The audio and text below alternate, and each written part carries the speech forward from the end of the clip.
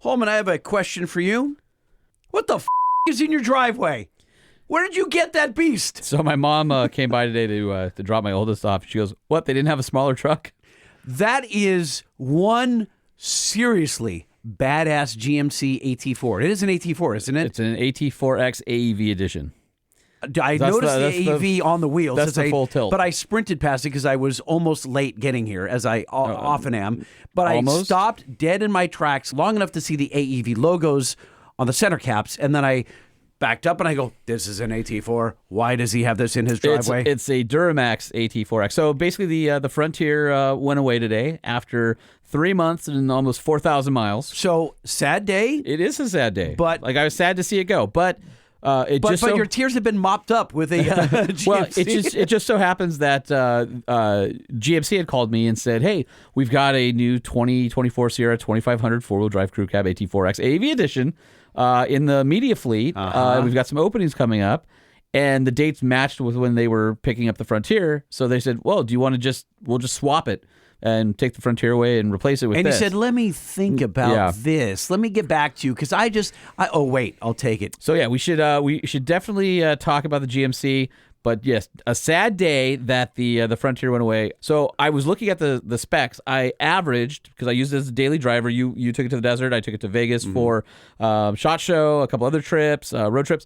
So my best fuel economy was over 21 miles per gallon on a tank. And this is all hand calculated, not what the car tells you. And my average across almost 4,000 miles, or right at 4,000 miles, was a little over 17 miles per gallon. 70 miles per in the Frontier? In the Frontier. That's really admirable. Yeah, for driving short trips, to taking the girls to school and all that kind of stuff. And you hot rod it more than you say you do. No, it was fine. I will say this. I recently had a chance to drive. I'm not saying that you abused it. What I'm saying is you're into the pedal. No, not really. No? No, I'm pretty mellow. Okay. No, I mean, if I'm in the 392, it's sort of like the devil on your shoulder, but the rest of the time I'm pretty mellow. Especially if I have my kids in the car and all that stuff and we're going to school and all that. But the thing is, I drove a competing vehicle, which we have a review coming up on the particular vehicle. And the one thing that struck me about all of the midsize trucks that I've driven lately and the Frontier is none of them have seats that are as comfortable. I can get in the Frontier and I can instantly feel comfortable. And I've got some lower back stuff. And so to me, seat comfort is always a huge priority when I'm testing vehicles. And some vehicles look like they have the world's best seats and you sit in them and they suck. Or you get a 22-way powers and you can never find anything comfortable. I get in the zero gravity seats of the Frontier and instantly feel comfortable. And I have been in a few of the new vehicles, the Colorado, the Canyon, the new Tacoma, the new Ford Ranger. None of them have seats that compare, in my opinion, as comfortable as the Frontier. Even the ones with the hydraulics in them. I have not been in the TRD Pro seats, no. Okay. That truck, I'm going to be sad to see go. Hopefully, it won't be the last time that a Frontier graces the driveway. But for now, we say farewell. But the good news is, if you want to get yourself a Nissan Frontier, you can do that by heading down to your local Nissan dealership. And you can go to nissanusa.com where you can build and price. Seriously, having spent that much time with the Frontier, love it. Perfect size, great power, quiet, went everywhere I wanted to go. Took it out to the desert several times, did some off-roading in it, all the things, and it was great. For the price point, that one was at $46K, basically loaded. It's hard to find a better value, and I'll say this. A lot of the trucks are getting really expensive in the midsize, 55, 60, 65 plus. And everything's getting expensive, tons of tech. It just feels like there's so much. If you're looking for an honest, simple truck that you can just get in and drive and do truck things in, Frontier's the way to go, in my opinion. And not just because Nissan supports the show, but it's a great truck. So sad to see it go, but we will still honor Frontier spotting. So if you see a Frontier out on the road and you want to send us an email, Lightning may or may not send you a sticker. No, I have. I actually, I sent out a batch of, a dozen sets of stickers about 4 or 5 days ago. So if you see something in the mail from Banks, it's Truck Show Podcast stuff. or unless you slid into your DMs and you see something in the mail from Banks, it may have been something that you got a Truck Show Podcast discount on. Well, that is true. Yes, I have hooked up about, in the last 30 days, maybe 10 or 12 of you guys. And which products are our listeners buying the most from Banks? Well, that's interesting. So I actually had a guy with a 5.9, and I hooked him up with a twin ram. That's the, wow. Yeah, it's the big spender. That's a spendy part. That's all right. cast aluminum intake manifold. We had 3 or 4 of the monster rams. I think I had a guy with a 13 ram, a 17 ram, and a 22 ram, and I forgot the other one. Man, I feel like at least half a dozen pedal monsters in I-dash sets. So it's been kind of an interesting array of parts that you guys have been interested. So if you want the hookup, hit me up at LBC Lightning on the gram. All right, before we move on, you guys have a new product that you are rejuvenating at Banks. It's a popular older product that you've updated? Mm-hmm. Yeah, as a matter of fact. Thanks for the lead-in, my friend. If you've got a Jeep 4-liter, 91 to 96, or 2000 to 2006, Banks already had the industry's best header system, but they are even better now. And are they in stock? Yes, in stock. All right. So I guess you brought this up because we just got a huge shipment of them, and they are better than before. And they used to be like, listen, here's the problem. Polished, and now they're everybody with a 4-liter has probably by this point cracked their headers. The stock ones crack all the time. So if you need a better header, head over to bankspower.com, and they got a better header for your Jeep. That's a good slogan. Thank you. Need a better header? That's a freebie for you. No, I think I'll pay you in beer. All right, I like that.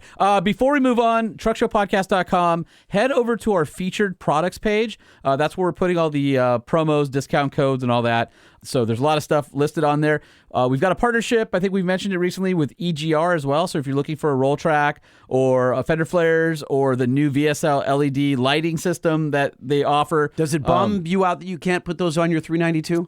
It kind of does. It kind of does. Because they are pretty cool. I know. They work for JLs and JKs, but the cowl height on a 392 because the hood is so they're kind of like ditch lights, but not ditch lights. But in the cowl. They're super cool. Anyway, go to EGR USA to check them out, but we're doing a deal on our website for an affiliate program. So if you guys are interested in purchasing any of that stuff, again, head to truckshowpodcast.com and click on our featured products page. And the last thing before we hit the intro, Holman, I want you to tell me what this piece of metal is right here that I'm handing you. What do you think this is right here that I'm handing you? It's about a little bigger than a deck of cards. What do you think that is? That bracket-looking thing. This would appear to be some sort of bracket that covers a multi-plug from being disconnected. Am I right? Yes, you are. Go me. I've totally gone over the deep end with trying to lock everyone out of my truck. Okay, so what is this protecting? That is going over the neutral release. Oh, for the shifter. Yes, so they can't put it not in the shifter. In the TRX in the 1500, the Gen 5 1500s. So the release to put the truck in neutral, you don't need a key. In many trucks, you put your key down. There's a pull up. The Jeeps are the same way. There's a little door and you pull a nylon strap. This has a little panel to the left of the steering wheel, and you drop it, and there's a little like bright orange strap, piece of nylon, same thing on mine. And you pull it, and you can put the truck in neutral. In neutral, right. Well, that bracket covers it up, and I'm going to put safety screws in. They're like perfect safety Torx. Yeah, exactly. So this, do they have any for the 392 for the Jeeps? I think they do. Oh, I should check it out. What company is it? It says it right there. Destroyer 1320. Yep, and it's nicely made. All right, well, $40. All right, that's not a freebie. Talking about saving your truck, one of our hey, you didn't ask me when I'm going to get my window in, my back glass. Right. Mid-April. Well, Lightning is truckless till mid-April. No, you're not. Did you see that piece of shit I'm driving right now? I did. I haven't been outside. No, I have no idea. Our 2012 Ram with no air conditioning. You love that truck. Not this one. The gauges did bounce and stuff, too. Not this one. This one sucks donkey balls. All right, well, then you are, it's right up your alley. Yeah. So this box came from one of our listeners, Rich Holdaway, as a present to you because he felt also bad about your TRX being stolen, and he bought you this. Oh, geez. Oh, no. I'm scared. I mean, I love Rich. No, don't be scared. This is heavy. Don't be scared. Why is it so heavy? Don't be scared. This is a tiny little box. All right. Opening it up. And this is I see a wiring diagram on the top. A key fob activated battery disconnect. A key fob activated battery disconnect. Yes, whoa. It sure as heck is.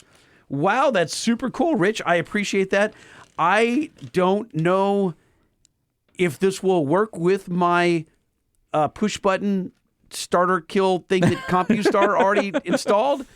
But I really appreciate this. I might be able to use something like that to separate my house battery from the rest of the electronics on the Jeep. Well, you know what? Hold on a second. I'm going to call my buddy Josh Woody. This means you'll have 4 key fobs. It's going to be awesome. I'm going to call my buddy Josh Woody over at... It's funny that you say that. I already have 4 key fobs. I have 3 CompuStar key fobs. They're all different. I have the weatherproof one, the one with the OLED, and then I have the very small fob that's just proximity based and has the the remote start. And then I have my factory key, right? My OE key fob. 4 key fobs. Now, I'm not going to use them all. I have to choose which one I like best. He's like, we also have your key fob for your Igla. I don't use that. But you have one. I don't use that. They told me not to use it, so I don't. But you aren't going to use all of your CompuStar either. You still have the regular key fob that comes in that shiny Amazon crap cover. I'm going to take that one, and I'm going to put it in my CompuStar Faraday box that goes in my glove box. So I'm going to keep my factory key in my truck. Whoa. Isn't that crazy? So when I unlock... Let's save it for later. I feel like this is a completely different show because this is too confusing. Like, I don't even want to go for a ride in your truck because I'm afraid something is just going to make it so it's inoperable. You should have seen the guys laughing at me today. You know, Eric Ryder. I was unlocking my truck and he was watching me unlock it. He goes, "That's the craziest thing I've ever seen. You have to do all that to start your truck." I go, "I'm not getting this thing taken." Oh my God. You should hear how loud it is. Listen, your memory's not that good right now. You will, and it's not getting better. You will trip. What happens when you forget that it's up, down, left, right, not ABBA? I won't drive. I'll just sit there crying. Maybe that's what you do. So that way, when you get dementia, once you forget your car password, that's it. You're out. You can only drive as long as you have that. All right, back to the massive GMC that is cracking my driveway currently. Hold on. Theresa and Jason are outside. They can wait a second. All 8,350 pounds of it, or whatever it happens to be, which is around there. What do you think the sticker price is on that bad boy? $107. All right, and this is a base price of $81,800. Okay. The sterling metallic color is a $495 upcharge. It includes a 342 rear axle ratio, a gross vehicle weight rating of 11,350 pounds. And this is a Duramax with the 10-speed Allison. The AEV package, which includes the AEV front and rear stamped steel bumpers. Which look great. Gloss black door handles. The black tailgate accents, so it's two-tone. 18-inch AEV Salta black gloss aluminum wheels, a matching 18-inch spare, AEV stamped steel skid plates, AEV embroidered headrest, AEV branded floor liners. Does it have the baseball seats? The baseball stitch seats? No, these are all black. Okay. These are all black. Comes out to 2024 GMC AT4 X AEV edition. X AEV edition. Okay. How much would it cost? Including the $1,895 destination charge, that would be a cool $103,075. Holy nuts. Dude, that's a lot of coin. That's a lot of money. I mean, you get in that thing and you're like, yeah, this is. I feel like we could move to Alabama and buy a house cheaper. Dude, this is definitely a mortgage for some people. I don't know how people could afford it. I could certainly not afford this truck, but that's not going to keep me from enjoying driving it all week and potentially taking it somewhere. So, yeah, it's a nice piece. How long are we going to hold Theresa and Jason outside the door? Until the residual on the GMC drops, so that we can afford it. No. Should we let them in? No, after the intro. The Truck Show. We're going to show you what we know. We're going to answer what the truck. 'Cause truck rhymes with the Truck Show. We have the lifted, we have the lowered, and everything in between. We'll talk about trucks that run on diesel and the ones that run on gasoline. The Truck Show, the Truck Show, the Truck Show. Whoa, whoa. It's the Truck Show with your hosts, Lightning and Holman. All right, Lightning, we got two of our favorite guests back in the studio, but the first time in this studio. So we've got Jason and Theresa Contreras from Baja Forged. Woo! And the 47 other things that Teresa's doing. In fact, I was on her her podcast earlier today, so I've seen you twice. I know, in one day, yes. All over SoCal. And Jay wasn't invited. Yeah, no, he was. Thanks. He invited. I was invited once or twice or three times. Yeah, and all three times he decided that he couldn't make it. So I mean, he's just a busy guy, right? I mean, it was tough to get up to. Well, this guy works from his house over here, Holman. So he's like, he doesn't have much of a schedule. He just sits around eating bonbons all day. I know, that's us too. You know what I'm saying? And totally. We're on the same schedule like him. Being awesome and being your own boss allows you to do that. Which, by the way, it's crazy for you, Theresa and Jason. You guys live in Egypt, so you have to take no. Take two planes, two planes. You have to go off-roading through the Sahara, and then come across you LA definitely traffic. have to get off-roading to get to their house. So. You do. Or you should. Let me put it this way. If you don't go off-roading to get to your house, you're doing something wrong. Yeah, exactly. So, no, you guys think we're kidding, though, but Jason and Theresa, live in Johnson Valley, which is where they do King of the Hammers. This is in the nowhere. This it really is literally. I don't know if it's nowhere. It's nowhere adjacent. You have neighbors. It's like a retirement community almost. Okay, let me ask you this. But our neighbors are like our same How age. far away is the nearest grocery store? What kind of grocery store? Is it like the mini mart? No. The biggest 30 one. miles. Yeah. Where's the nearest Costco? Victorville, right? Yeah, 45 miles. Yeah. Victorville or Palm Springs. So listen, Yeah, 45 miles. Yeah. So you're in the middle. Yeah. All right. Before we get started, let's do their jingle because otherwise we'll forget, and then we will have to do it in post. It'll sound. All right, everyone, shut up. Here we go. Yo, the truck show! Who dis? Who the hell is this? A truck show interview you don't want to miss. We talk to top dogs in the industry. How'd you blow up? How'd you come to be? Who dis? Truck show represent. You know it. All right. So this is your first time in the pod shed. It's amazing. Very nice. Woo! Very nice. Thank you. Been waiting to get out here to see it. I know. I'm glad you guys came out of. Did you have to use your passport to get stamped on your way over here? Yeah, Right. pretty much. Teresa's like, We hey, traveled a couple countries. Teresa's like, hey, can I come on the show sometime? I'm like, well, I'm not picking you up at the airport.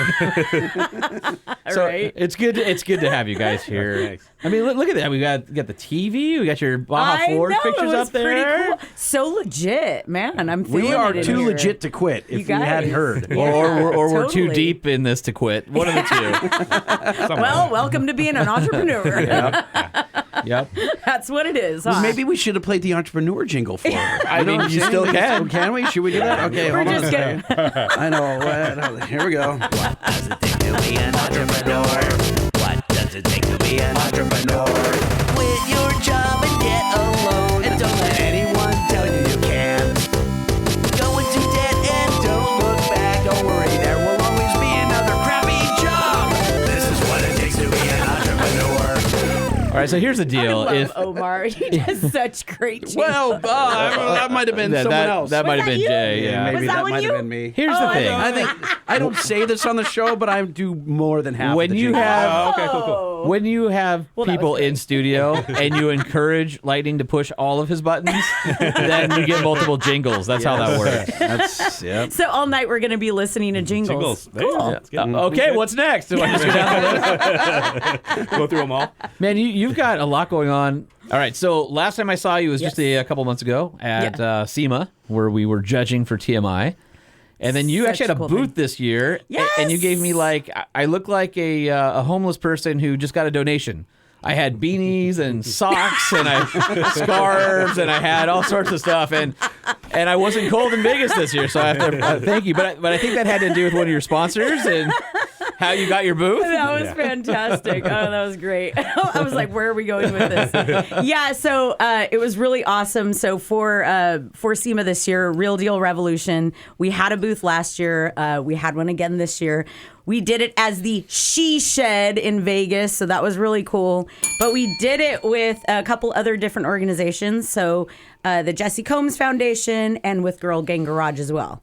We saw our friend Bogey was there. Yes. And we saw Fastlane Jane was there. Yep. There were a few other ladies that we know. And of course, Jesse was near and dear to your heart. You guys Yes. were best friends. And Yeah. we've talked about that before. And do you help with the foundation? Or how does that work? I know you got Real Deal and all that, but Jesse Combs Foundation is a separate entity. It sure is, yeah. So they have their foundation that they're doing mostly like the scholarships and stuff. So with Real Deal, we do more of the hands-on workshops.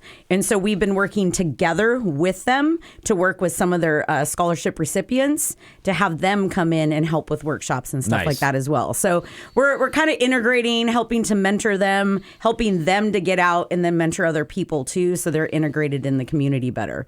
But talking about the homelessness, that part, it was really awesome this year. About halfway into the year, we actually had Dickies Workwear reach out to us. And so they've been a supporter of Real Deal, and they've been monetarily, they've given us donations. They have helped us. They've donated to my family because we all have new beanies. I was about 30 minutes into the SEMA show, and I saw Theresa. She's like, "You want some swag?" I'm like, "Yes." And all of a sudden, it's like, "Here's a beanie for you, one for your wife. You have 2 girls. Here's some socks." I'm and like, that's yes. what it was. You got the girls too, so it was all about that. So we wanted to make sure that you were all hooked up, and it was really cool that Dickies has been supporting us like that. And we have some cool events coming up this year, and we're really excited. I mean, that's this last year, kind of like what you were talking about. Like, basically, I was like, okay, I'm going to give about 50% of my time to Baja Forged, and then the other 50% to Real Deal. And that 2023 was all about going out to different events, making sure I was doing at least one a year. To get things out there, and it really now I don't showed. know if this applies to you because you've been an entrepreneur and your own boss for a while now. You grew up with a family business, and you guys took it on and all that. Yeah, I'm new to this. Yeah, and I feel like 2023 was a blur. And I'm pretty sure that the same feeling I have of 23 is as if I was drinking the entire year, and I don't remember everything because I blacked out, except I didn't drink. So I'm like, how did I feel like I'm in the hangover phase now, but I never had the enjoyment of drinking. Like, when does that part come? Well, that's a long pause. That was a really long pause, and it doesn't. It doesn't. That's about 5 to 10 years in. Oh boy, maybe. Okay, well, I'm one. I got 1 year in. Yeah. So wait, you gave us your split: 50% Baja Forged and 50% Real Deal. Yeah. Jason, are you 70-30? Are you 95-5? Like, what's your? I mean, he gives 110 all the time. Yeah. No, for the most part, True. I'm just Baja Forged. I do help her a little bit with the Real Deal stuff, but it's loading up, unloading, that kind of stuff. 99.1 is what I'm hearing. There you go. That's about it. And I like to just stay in my cave out in the desert, and away from people for the most part. So He does. Yet here you are having a party for KOH. He came to another cave. I pretty much have just been driving all day long today. Yeah. I think when I hit your driveway, I'm about 320 so far today. Oh man! And we still got to go back. So well, that's a long drive. So, but you fortunately, this podcast is only about 20 minutes, so Sweet. It won't be late at all when you leave. Fantasy. So you're having a party. That's what you were talking about. Well, the whole thing was Jason doesn't like people. Yeah, there's a party happening. That one. Yeah. Wait. Jason's built himself. That was Jason hitting the bell, by the way. He's built himself like a hut in the back with a lock on the inside, so he can lock himself in. Let me guess. Does it have padded walls like mine does? Because that's sort of like what this is. Not yet. We should. Yeah. That's what we're working towards. When I built this, that's a great idea. Yeah. So when I built this, we put up all the sound deadening, and I got the TV. It's got the we don't have AC here because we live at the beach, but we have to have climate control in here because 4 people in here, especially in summertime, it starts turning into like a Turkish bath or something like that. So to avoid that, I had to. And then I've got my refrigerator because one of our listeners donated the Dr. Pepper fridge. Rad. So I can't not put that in the pod shed, right? So. We're sitting in my kitchen, and one of my friends says, "Dude, you're just gonna sit out there in the AC and watch baseball all the time, aren't you?" And my wife's standing right there, and I looked at him like, "What? That's it? You're off the island?" I'm like, "What are you doing? Don't tell her give that." away my secrets. And Denise looks at me and she goes, "I didn't even think about that." I'm like, "Damn it!" So needless to say, he has not been invited back, and but yes, we won't give away any of your secrets. Just like Jason in his hut, I sort of when we're not doing the podcast, I may be found out here relaxing. Yeah. He actually admitted the other day that he liked people. You keep turning it into that. Please, That's not what I said. Please explain it then. I said I think I heard tolerates. tolerates people. It was kind of the discussion was about Not vehemently opposed to them.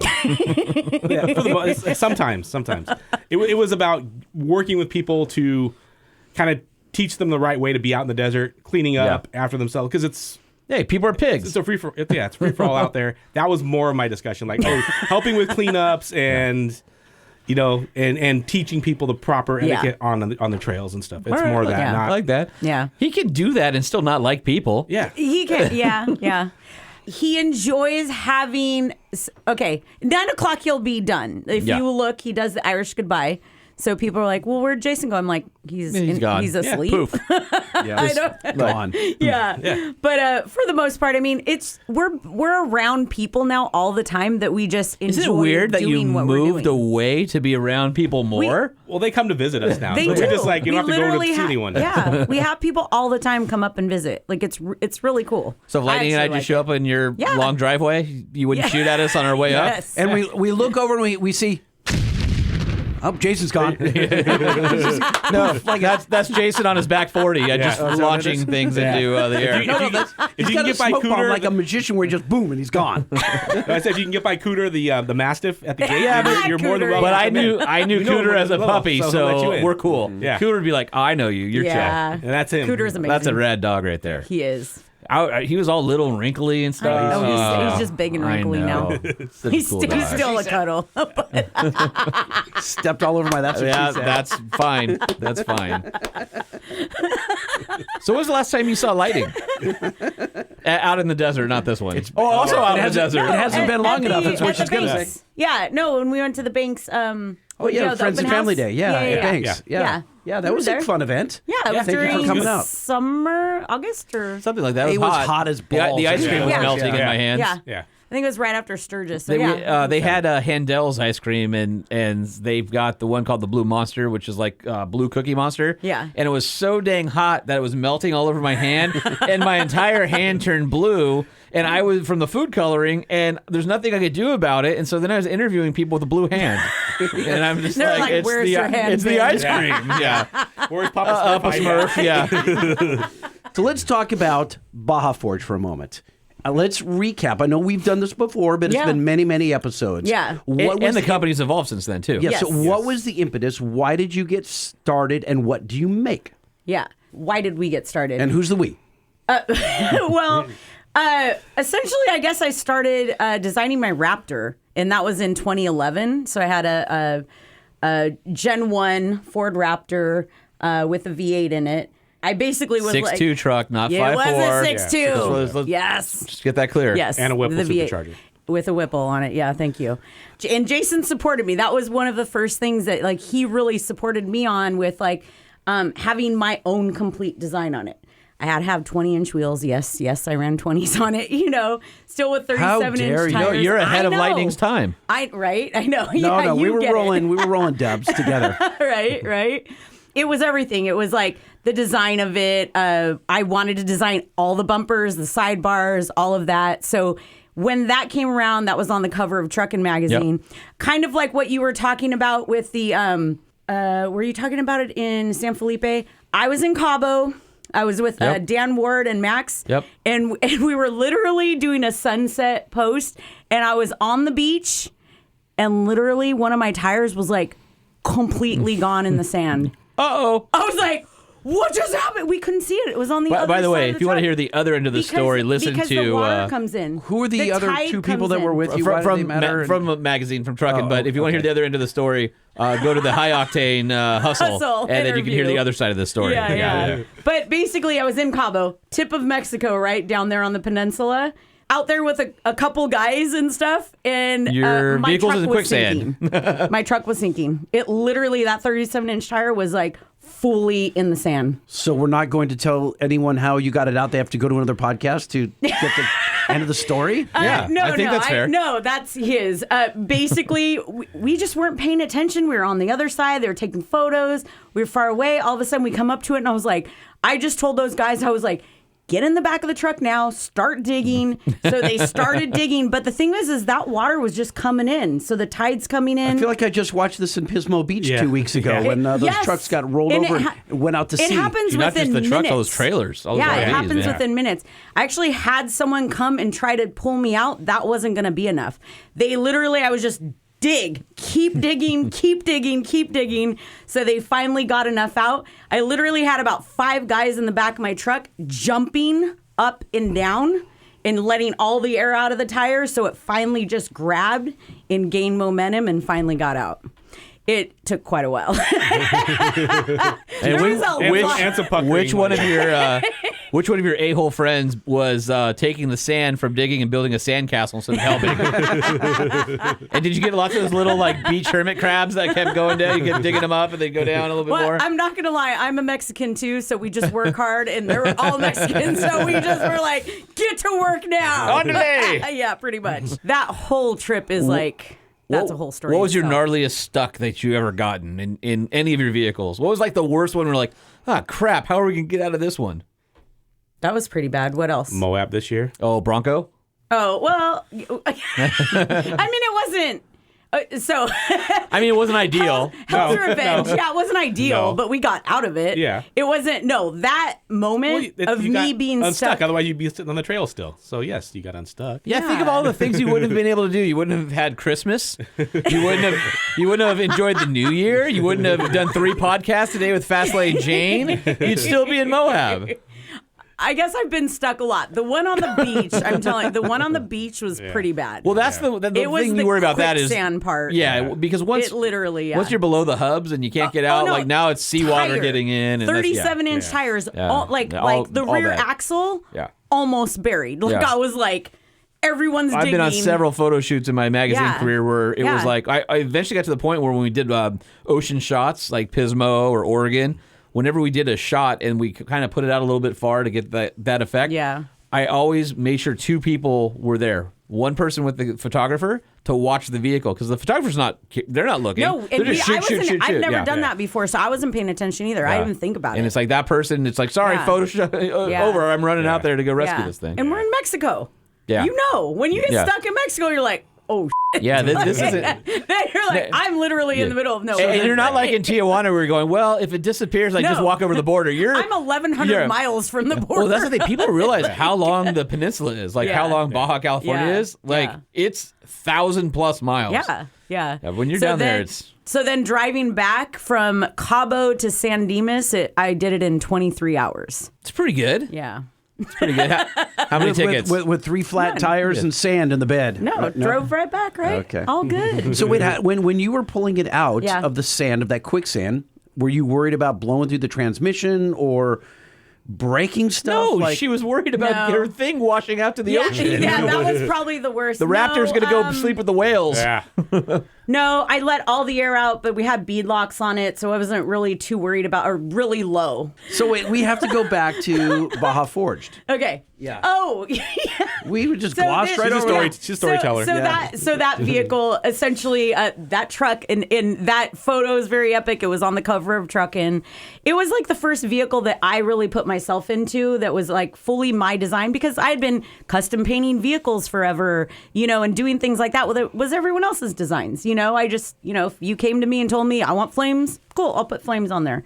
I never really put myself and my own design into anything. And this was the first thing. And so you put a self-portrait of your face on the hood? I did, yeah. It was fully, yeah. Well, actually, if you know Theresa's work, she has a very specific design aesthetic. Yeah. And you can usually go, oh, yeah, I know, nice. I know who built that. How do you describe that?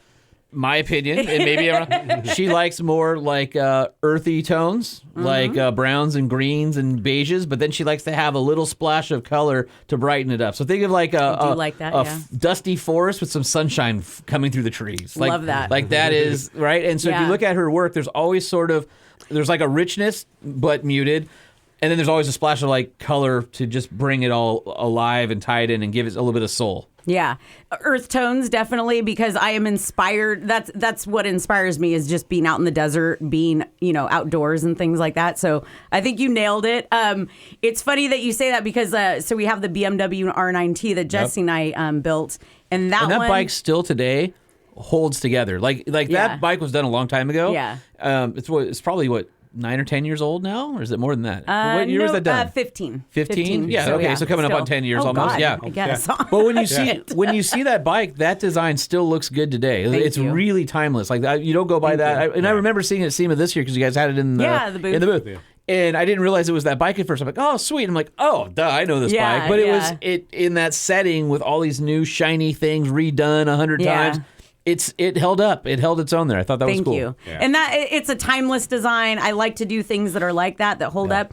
But like that bike to me was like, it was all about looking out at like a dry lake bed or something and then having the golden sunset appear, And so, but then there's still the motorcycle itself. Like it's all the rawness of it. I love hot rods and I love, machined parts and things like that. Well, correct me if I'm wrong, because to your point, the earth tones and these machine parts and these cold, these cold metal, but you always seem to like a little bit of rich leather in there, like a dark piece of saddle color or brown to kind of add like an organic touch to it. So like when you look at your stuff, it's really beautiful. These machine pieces, anodizing, this nice paint job. Yeah. But then even like, was it the Hyundai or the Kia that you did that had like the leather bags on the outside of it? Yeah. Right? Like, to me, that's Kia, totally you, right? Like it's I just have to have a piece of something organic on the outside to kind of weave it all together to make it feel like it has a little bit of soul. Yeah, it's that warmth. Yeah. And that really is a big part of it too. So it's all of those little, thank you. Yeah. No, I think you nailed it. I think it's all those touches that really bring it in. And so we will show you pictures of the Bronco that we're working on right now because it's exactly like that. You see this interior and it's like a distressed leather. I saw your like gorgeous photos on, was it Facebook or Instagram with the interior pulled apart that you were working on the other day? Yes. My Raptor was the first thing I did, but it was 10 years ago. Yeah, exactly. More than that. 2011. So wait, the Raptor had skulls and tear graphics on it with a checkerboard? No. It was Ghost Flames. Ghost Flames. And it was actually it was actually Tangelo. And you bolted a lot a chrome. It actually had tire tread on it. Everything was Tangelo. That's what was on it. I did tire treads. I did. So I like muted tones. I like tone on tone things. So it was gray with another gray, but it reflected differently in the sunlight. So then you look at it one time and you think, oh, it's just one color. But then if you look at it and you walk by it, then it changes color, right? Because then the sun reflects. You had kind of a reverse fade on it, too, because it went from one color in the front to the back. Yes. So I have a lot of subtlety with it so that from far away, you really don't notice. They look very like... It's almost like one unassuming. I guess maybe that's a better word. You have to spend time with it in different, if you looked at it in the shop with the fluorescent lights versus looking at it outside in the sunlight, totally different. Completely different. I want people to want to look more. Like, oh, wait, spend some time that with looked it. different. Something happened.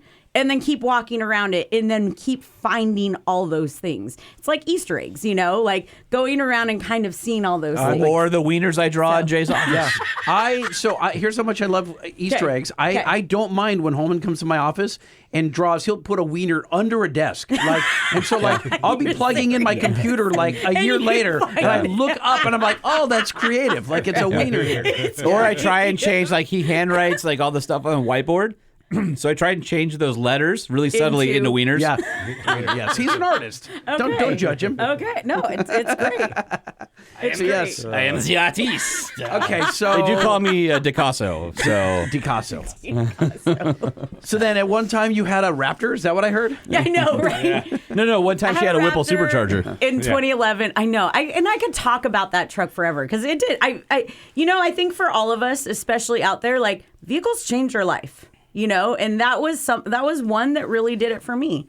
When I put all of that into it and Jason fully supported me, he was like, no, do exactly what you want to do. He sold his truck so I could go buy my truck. I know. But not very many years after that, he got a really nice motorcycle, though. So. Oh, no, he gets a lot of... Hold on. I think he did okay. Hold on. You be quiet for a second, Jason. So Jason... Mute her mic so that way The funny part, watch this. I'm going to mute. She's going to talk. You'll still hear. She's going to come through all the other microphones. She's laughing right now. Yeah. See, watch your dog. Yeah. She's trying not to laugh. Okay, I really do have her muted and you can hear. So listen. Oh, I can feel it. So Jason, tell me about that moment, which is like, this is what I want to build. Yeah. And that moment when you said, I'll help you get there. I think we were both excited about the truck. So, getting the Raptor, because it was when they first came out. So I think we were both kind of excited about doing it. I guess, and it was our design. Because obviously with the family dynamics of the whole shop thing, it was kind of something that we were pushing and doing something that we wanted in our style and what we wanted to go forward with. It just kind of led to what we're at now. It was the beginning of it. But then you said we don't have the capital to buy this and do it the way we want. I'm going to off my truck. Oh yeah, it was just kind of just to get into the Raptor. Then from there we're still fortunate. We've been in the industry long enough that we get a lot of people that helped us out. But I mean that speaks volumes. Your belief in her. That for she's sure. going But to she's always backed me for everything too, though. So that's the way we. That's the way they roll. That's why we made it for 30 years or whatever it is. Has it really been 30 years? Pretty close. Yeah. Oh my God. What's it like being married in the automotive world for that long? Well, why would it be any different? Because you're always like, if you're building stuff, there's always a spotlight on a project or what you're doing, and there's a gazillion people in the mix, and you're always like, how hard is it? Because you're building things, you're taking it to shows, you're supporting things. One person's doing one thing, one's doing the other, and how do you make it work when there's so much? It's not chaos, but it's just busyness. It's hard to both be in the same industry. Yeah. Well, I think for me it's easy because I don't like being around people. Yeah. Okay. So We've established that. I send her out to go do I'm things. the one that does every. I like that. Yeah. You send me out. And she goes and she's the spokesperson, and I stay in my realized cave. that's what it was. I stay in my cave. It's And quiet. that's why Jason got Cooter, because he gets lonely. Yeah. And so now when he sends you out, he's not alone because your oldest is. We have a whole farm going on there, so it's a little bit of everything. And your oldest is in the Coast Guard. He is. And so he's gone, right? And so Cooter and Jason just hang out in the cave all day. I respect that. Yeah.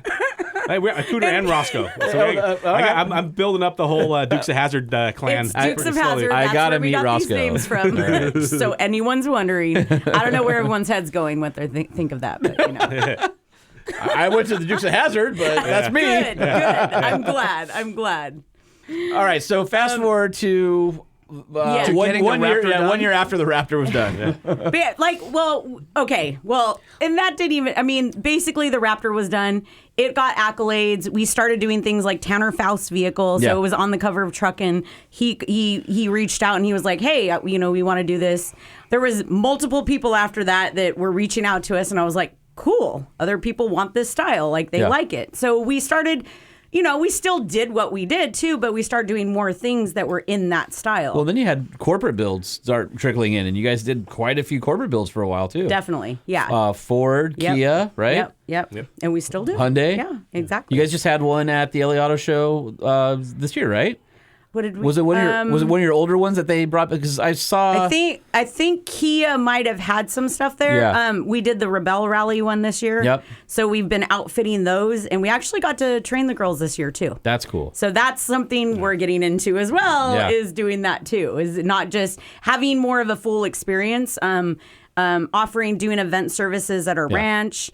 So we do the build. Good to know. I'll keep that in mind. Oh yeah. So we like for Kia, we basically brought them out for the day. We took them out. We trained with the girls and stuff. We came back to the ranch. We did. We hosted them and stuff. So we had food there and everything like that. Yeah. We'll actually be doing Shelby Hall's event too coming up. Nice. So we're doing things like that.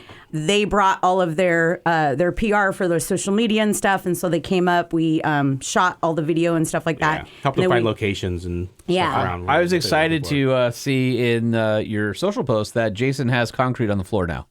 Because just dirt? When you guys first started, wasn't it like your makeshift? Was it like a that was Quonset hut, always, right? The Quonset's always been concrete. Okay. Yeah. We had to move out because when we got there, it was a wood shop. So Okay. we had to convert it kind of into what we're doing now. So You guys will have to come up. What is the name of the ranch? The Baja Forged Desert Ranch. That's what we're calling it. That's what we call it. It's not really a ranch. I mean, we don't have like Yellowstone or anything like that. That needs to be like. We do have chickens. But do you have a train station? No. We have a wagon. Ooh, wagon. How many acres is it? 2.5. Okay. It's not, It's Needs not to like be called 40, something but, like tubular. Or like Tubular, ranch. No. You know what I'm saying? Like is this the 80s? or like I know. Fabrication. I get fabrication. it. It needs to be something. There's something clever tied into what you do. Fab Ranch. We'll leave that to you. I'll come up with something. KJ. If I come up with it, it's gonna stick. So be careful. Like the pod shed? Yeah. Wait, no. Yes. No, that was him. That was you? Yeah. I didn't like the He pod hated shed. it, and we actually had a survey from the listeners, and it was something like 40-1 or something like that. Oh, No, okay. Maybe 2. It's just easy to say, though. Yeah, Podshed. Podshed. Yeah. He thought it would make us sound like we weren't professional enough, and I'm like, have you heard our show? Our show makes us sound not professional. Who cares what the building is called? I mean, this is a step up from the janitor closet you guys did before. Seriously. If you did. I mean, you guys were in our old studio at Motor Trend, and I it was know. like And a closet. it's funny because I mean, our Dale was like, what, the second episode, I think, or something is what, well, people would come to Motor Trend thinking it's Motor Trend. And by the way, the Motor Sure. Trend, the photo cove that we were within, Yeah. that was impressive. Yeah. The building's impressive. Yeah. And then you get to the broom closet. It was like over around you the had corner. you had to move Yeah. the brooms out of the way and trip over some of the trash to get through the door. But if you look, the desk that you're sitting at is the same desk from Motor Trend. Oh, okay, that makes sense. I thought so. This yeah. came from surplus, and Cool. they were going to just store it. And I knew they were getting rid of the building, and I'm like, let me just take it. And they go, Right? well, we're not just going to give away an expensive piece of. God. And I go, You're like, you're going to get $5 for it. I go, look You're at like, the bottom. I'm going to, yeah. It literally has wood blocks on the bottom. have 'cause a they lost, penis drawn they on lo- it wait, Mike. underneath? They lost they lost the feet over on that side, and so it has wooden blocks like one by ones that are screwed up to the this bottom. is great. I like it. And so I'm like, just let me take. Yeah. And so then they acquiesced, and I was able to get the desk. Well, see, and we had to go to someone else's place, but how cool was our place It today? was solid. We were we were like, I wasn't expecting that. I'll be honest with you. I walked in, and I was like, oh. Yeah. She's going to be horribly disappointed when she comes to my place later. So then what is the, what podcast were you on, Holman? That would be the High Octane Hustle. thank you. Yes. welcome. So it was at Autotopia LA. So they're big on YouTube. They show tons of car videos and stuff. Yep. And so Jane was on one of their videos, and so she knew Sean that way.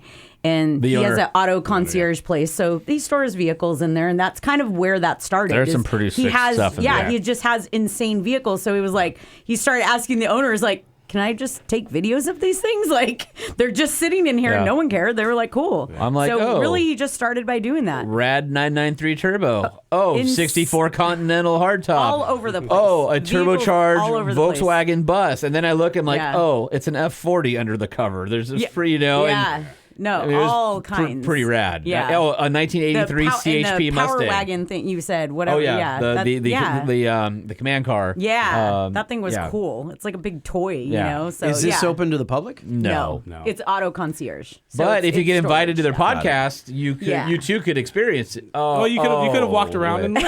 Yeah, no, I wasn't invited. Yeah, I believe that was I wasn't answering the invite is how that should Yeah. be. Maybe that's the case. yeah. But yeah, like Jason Mulligan and Marcel Yep. Venable, like we've been working. I've probably known them as long as I've Yeah. known you and stuff. How did the podcast or vodcast, whatever you guys are calling Yeah. it, like how did that whole deal start? Like what was the impetus of it? And then because you guys are on season 2 now or year 2, Yeah. I guess. And make Ish? sure Yeah. make sure you don't tell us about how the Raptor turned into a parts line later either. Just let's talk about the podcast. She's been on the show before. I want to know about her new stuff. We're trying to sell for her. BajaForged.com. It'll be fine. Just go look at the vehicles and you'll want to buy the stuff. Yeah, listen, she needs more people watching her podcast right now. That's Yeah. This is the other 50% lighting. Oh, and I forgot to mention that. Yeah, he was like, "Really, it's not 50%. It's like, yeah, he's all, you know, you do all these other things." I'm like, 33, whatever. 33 or something. Yeah. Okay, the podcast. Jane. I met Jane through Jesse as well. So and that was like SBN2 By the way, and Jane is sort of a force of nature. Yeah. Like if you don't know who she is and she comes and accosts you and like, hey, Bo, and you're like, whoa, lady, what is going on, right? But she's like twice my size. She's too. got to be 6'1" or 2. Yeah, And yeah. she somehow shoehorns herself into a older red Corvette Yeah. that's really badass. Yeah. But Yeah. she is like if you're 100%, Yeah. she's right there with you, maybe 101, 102%. Yeah, But- totally. But So this is like machine guns in both ears. Like, how'd you handle it? so I didn't It sit is. between them. It is. I sat next to them rather than between them, Yeah. and that helped. yeah. Okay. Have you ever If you seen know, the, that's how it is. You ever yeah. seen the movie Twins? Yes. It's Yeah. pretty much twins, yes. So They're the female version of that. Marcel said to her last time, "Well, yeah, you're the straight guy, and Teresa's the comedian." Well, it was funny because just like we tried, to start this show, we were trying to do like the closeout where I'm like, my name's Sean Holman, and this has been High Octane Hustle or whatever. You look into the camera and do that, and Teresa's over here snorting up like whatever like water she's drinking, and she's like, and I would look, I'm like, I have one line to deliver, we're done. No, Jane's the one that like. She's usually the one. It was, and let me tell you, there's some boob touching going on there. Wait, what? It made me feel uncomfortable. First. So wait, you got to reach around or something? Like what? She had something, and I said boob, and I grabbed some. She had like a piece of hair on it. Oh, okay, got it. I did do that. That's the excuse. Wait. Hold on, Jason. But it's on my pants. Jason, can you say boob and then reach out and grab, or is that only for girls? I don't know. You never tried it? No. He's got on the way home. It's a good excuse. You got a hair on you. Del Taco on the way home. She's gonna have a fry right here, and you're like boob. Yeah. I'm definitely gonna try it. I mean, I'll let you know how it goes, but I'm definitely gonna try it. Good luck to you. His wife's gonna smack him upside the head. I guess I can just get away with it. Well, we were sitting there, and Jason had like all these snacks, and of course they're like cheese puffs with like cheese doodle on it, or cheese doodle with powder. So Jane's eating them, and it's like she's wearing a black shirt, and it's like all over. And I'm like, you were, I was a perfect gentleman. Yeah, I didn't say right. boo. No, I just was like. You have, because I always, Jason knows, we both have beards, stuff, I'm like, I'm not trying to look or anything. So anyway, meanwhile, Theresa over here is like, boom! And then there's fondling going on. She's pawing at him. I asked her, I go like, what kind of show is this? She's like, a family show. Of hair. I grabbed it, and that was it. I was done. Is that Victoria's Secret, or is that? Let me see there. Oh, I like the underwire. That's By the way, really nice. Women are the only creature that will share each other's shoes. Why? Like guys would never share shoes. And girls are like, oh my God, can I borrow those sometime? I never understood that. What did this turn into? If I could only wear this is their other podcast that they do. I don't know. Is that like sharing tires? See, this is what happens when your friends come on your podcast. Way worse than sharing tires. Yeah. Okay, so going back to Jane, riding shotgun. So Jane and I met. We kind of met through like the SBN bill a little bit. By the way, that's the name. That's Riding the name shotgun? of a podcast. Yeah, like a podcast. So, Riding Shotgun. But if you look up Riding Shotgun it's taken. on YouTube, weird things come up. I'm serious. Now we're just gonna Sean's go look looking. it up because weird things like anime, like weird anime stuff, and we're like, who doesn't know what riding shotguns mean? Well, obviously only like automotive people do, but it's not a. Oh. Yeah, that's weird. It is weird, right? Yeah, but you can suppress that yeah, if you weird. run with enough content. Jason, I told you, right? Yeah, no. Put it up on the Are screen you gonna? here. Yeah, Here's no, all, it's weird. there. This is what comes up if you put that in. Yeah. A couple of old men with weird looks on their faces and all anime. Yeah. And a girl with a horse. Wait, what? I'm not. So why is it? This is weird. I'm just gonna. Okay. Yeah. Okay. This is a family show, Lightning. Okay. So last year, about this time, literally a year ago, so Jane and I, she had that as a vlog. Let me guess. You guys hit it off. Yeah, well, we did. With Jessie. So she actually worked for K&N. She wrote an article on the BMW R9T. So that's kind of how we, and that was 2015. So that's how her and I like more connected and have known each other over the years. And she started her own thing because she's a journalist. So she was doing those kind of things. And then same thing. We get along and, we just clicked, right? Yeah. And we're able to connect with people really well. And so she asked me, hey, you want to do this with me? And we're like, yeah. So we started doing a couple more episodes together. We did our Zoom ones that are, some people saw them. And then, yes, we did. It was under Riding Shotgun TV. And then we met with Marcel and Jason, and then my Jason too, last year, about exactly a year ago. And they were like, yeah, we want to try, we'll help you produce it and stuff. And they were like, you need to change the title because look what comes up. And we were like, oh yeah, that's not good. So we all sat around, we figured out a name, and then last year. And the other concern was the shotgun part with the way that everything. SEO and stuff like that. The way that Facebook and stuff like models, that kind of stuff. So and I think I'm obviously High Octane Hustle. It just fits, right? Because we wanted something that really it's still motorsports related, right? And it was the hustle. We wanted to be able to share people's stories in the motorsports industry. So let's talk about that. Yeah. So what is the premise? Yeah. Because I think it's evolved a little bit from when you guys started. Yeah. And the diversity of people that you are having on there now is pretty cool. I think that, sorry to take it sideways. Yeah. Urban Dictionary, riding shotgun. Easy. It's a sexual position. Yeah. Oh, of really? course it is. Why would you? I didn't even know that. See? Why would you ask that in Urban Dictionary? That's everything. By the way, everything in Urban Dictionary is a sexual position. Yeah. So it's.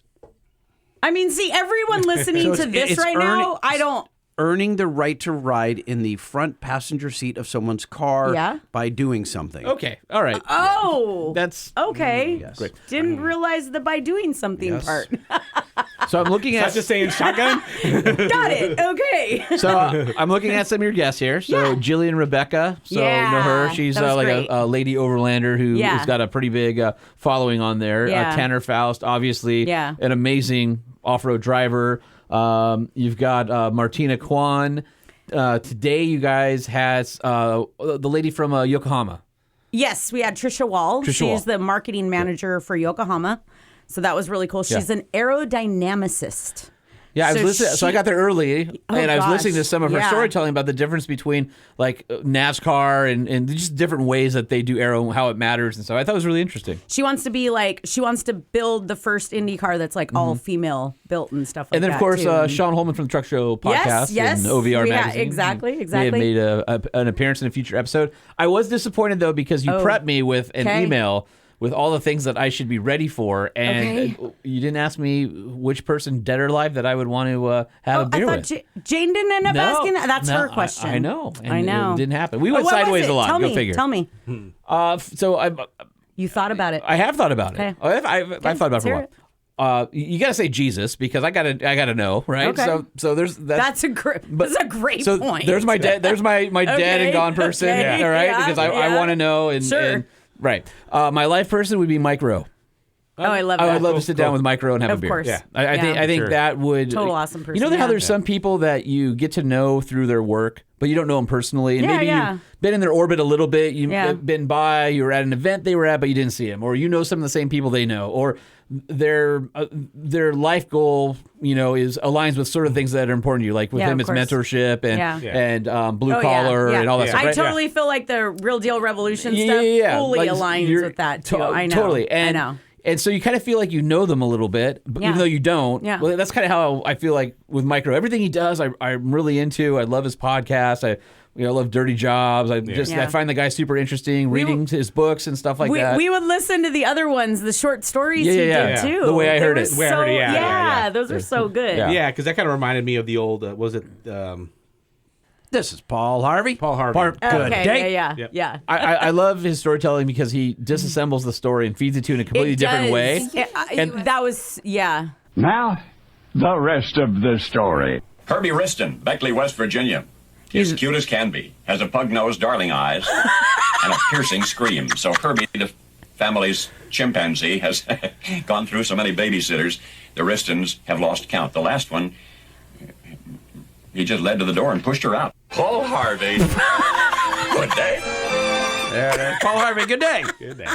So I love the way he kind of disassembles and reassembles the story and doesn't tell you what it's about till the end. And a lot of times, obviously Mike Rowe is an incredible storyteller. Yeah. But The rest of the story. sorry, Keep playing, sorry. Can we get on with our podcast? Jesus. Of course, Mike Rowe is an incredible storyteller. But the thing I love about it is it's a story you already know. You just don't know you know it till the end. Yeah. And so then you go, oh my, and you're like, it sort of sounds familiar, but I didn't know that about it. So I think that's really cool. I think you kind of go along with it. You're trying to guess like, oh wait, maybe it's this or who it is No, and with High Octane Hustle, it's like we want to share the stories of people that are out there in the motorsports industry of like why they're doing it. Why you do the hustle, why you do the day-to-day, because we all know there's some kind of grind there, and there's some kind of like, we all put the blood, sweat, and tears in somehow or somewhere, but it's all different for all of us, you know? No, so was Sean Holman from OVR, or was Sean Holman from Truck Show Podcast? Everything. Or formerly of Motor Trend and Peterson all and all those that? Things. All those things. All those things. All the things. Maybe So, someday you'll... so I need to listen to the interview then if I want to know more about my co-host. I'm sure they didn't talk about him though, right? I mean, we name dropped a couple times. Yeah. I think we led the whole truck show conversation. I grew up listening to you on K-Rock.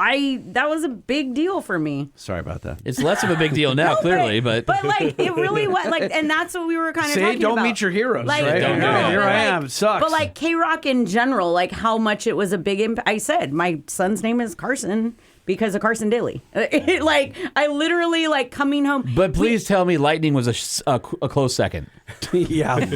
This is Lightning Contreras. I guess it kind of makes me think of what your story was today too. The guy and like his father working on a car, because it's like I would come home leaving college and I would listen to Carson in the afternoon and stuff, and like that was my time coming home too. So there's all those things that you're right. It is that connection. It's like, oh, you got people with you, you know, and you know these people. It's like you talking about Mike Rowe too. Like you hear that, you feel like, okay, like this is my tribe.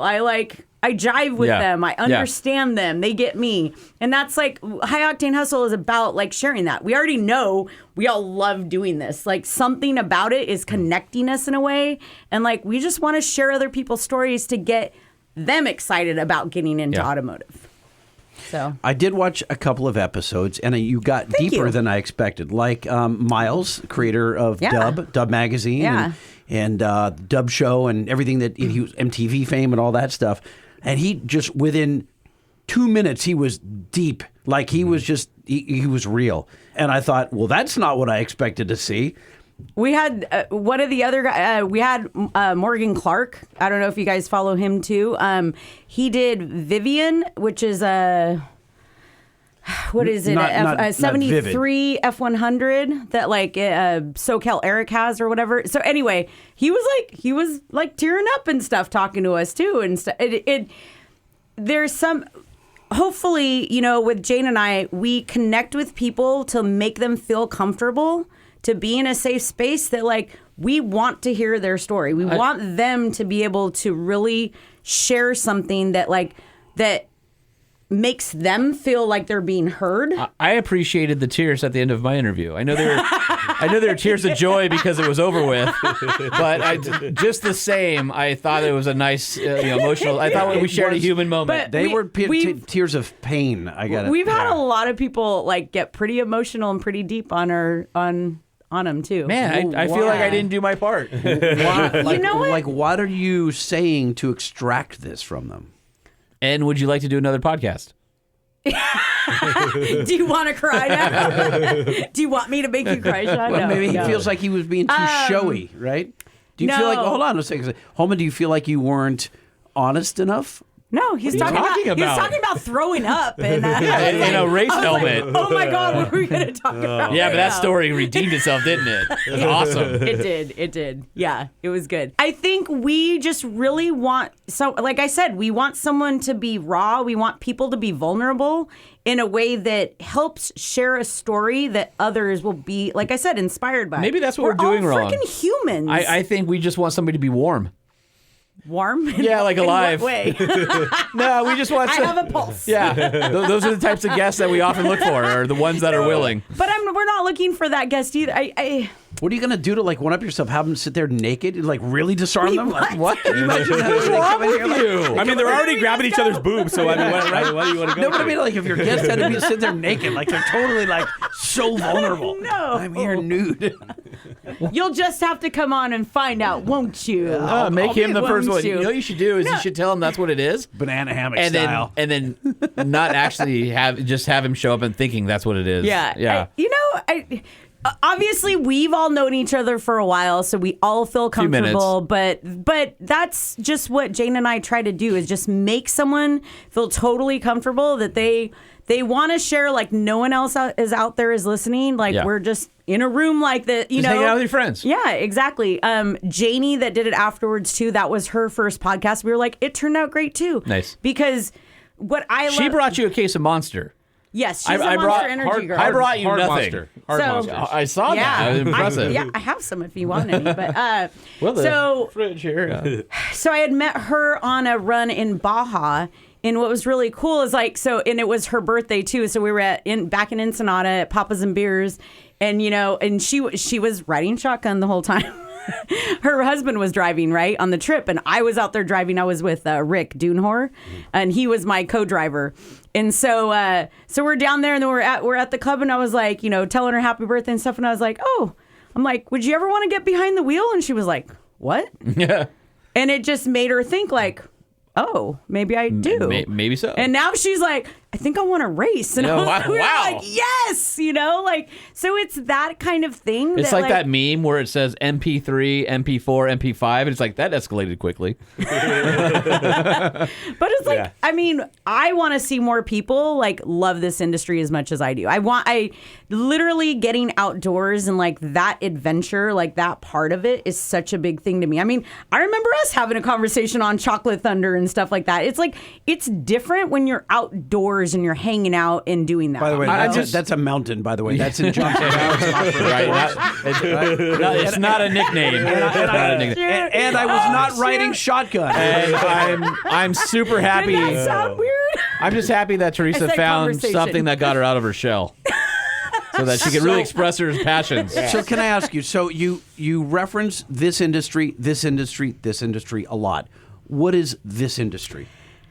I guess automotive. I mean, that's what I grew up in. I guess I think of trucks too, because here's why I want to define it. Okay. Because there are some people that hawk cars at used car dealerships. They think they're in the industry, or there are people that sell tires. That think so. That's not what you're talking about. Good point. And you not saying that they aren't automotive enthusiasts. They can be, but you're talking about a different sector. You're talking about the overlander, the aftermarket parts person, the modified vehicles, Racers. That's your thing. Yeah. No, that's a good point. I guess modifying a vehicle, I mean, to me, it's an extension of your personality. I mean, that's kind of like what Baja Forged is to us. This is a way we can show other people who we are. And I think that's why even interiors of cars, that's why I think pulling that warmth in, it's all of that. It's being outdoors, but also being comfortable and being we're part of this world, And so it's expressing that in a different way. But really, once you get behind the wheel, it's so empowering to accomplish getting up a hill or going on a trail and being like, I just did that, and you're in the middle of nowhere, overlooking this insane scenery, being like, I'm in the middle of the world by myself. This is so cool. And it's just a different feeling that I think if other people felt that, they'd want to get out there. They'd understand what it was. They want to modify their vehicles. And then come see us at BajaForged.com. Exactly. Come on down. Yeah. So what about, do you feel that you can make that same connection that, someone lives in the Smoky Mountains, or someone that lives in the middle of the country that doesn't have the desert? How do you relate to that person? That's their new lineup called Forest Forged. Yeah, that's going to be a spin-off for... It's all made out of wood. Yeah, all wood products, yeah. I'll let you answer that one, Jason. He's asking. He's trying to deflect. We have our 4x4 edition bumpers are going to be coming out. It's being outdoors. Yeah, no, it's hard. I mean, you go on forums and you start reading, for Baja Forged wise, our style's different than everybody else. Yeah. So it's not for everyone. So some people want that tube style. Yeah. Some people hate it. They think it's it's just a tube bumper. It's nothing big. But until they've tried to make one, they're not an easy thing to duplicate. So, and go back to the original Baja Forged name, right? And you say tube style. So that is your thing. That is that look and feel of tubular bumpers, tubular accessories. That was kind of forged in Baja or like desert racing, right? Yeah. And it's still An very old much school alive. aesthetic, but modernized. From Baja vehicles, like that's what you see, a chassis or something like that. It's all tube, High clearance, like easy to a vehicle replace, that was built for strong. Baja, so a trophy truck or something is exactly that. Yeah, I mean, with that's like the extruded influence of it. aluminum and all that stuff, hydroform aluminum, swing arms on bikes and all that stuff. No, I mean, it was tubular, right? Because that's what you had DOM, that all the guys, in their garage. When you go back to the original, like, Fabtech? They're like the guys at Fabtech. Was it Dave Winter? Dave Winter. Yeah, Winter. Sorry, Dave Winter at Fabtech. He was building those original lifts in his garage. Yeah. And then go back to like Don Emler Sr. at FMF, Flying Machine Factory, making dirt bike stuff that was in his garage. And he was all racing in Southern California desert or, Mexico. And that look still carries through all of their product line all these years later. You know, there's a scene here that doesn't exist in other parts of the country, yet the products carry through the rest of the country. I agree. Yeah. It's like anything. Like, yes, it has more of the, I guess, Western aesthetic, and Baja is really where it comes from. That's where it was born in that look. But I think it's like our modern update version of it is really what we bring to it, And of course, on the East Coast, not everyone might want it, but there's still people that want it. Oh, there's a lot of people still like the West Coast vibe. Yeah, totally. Just because they want to be different, right? Yeah. I mean, it's West Coast pompousness, but we're good with that. Yeah. So then talk me through like one of your bumpers, which would be if you look at was ADD Addictive Desert Design, something like that. That's all boxed. It's all boxed steel stuff like that, and steel plate. Steel plate where they have their lights are pocketed in things like that. That's not your style. So I want to say how different these styles are. So describe where am I putting my KCs or my Baja lights or whatever on your bumpers. Yeah. So with our tubes and stuff, they definitely will sit behind a tube, for protection or anything like that. The idea with the tube part of it is that, again, it brings the Baja look. So off-roading, you have a Baja 1000, right? You have a trophy truck or something like that.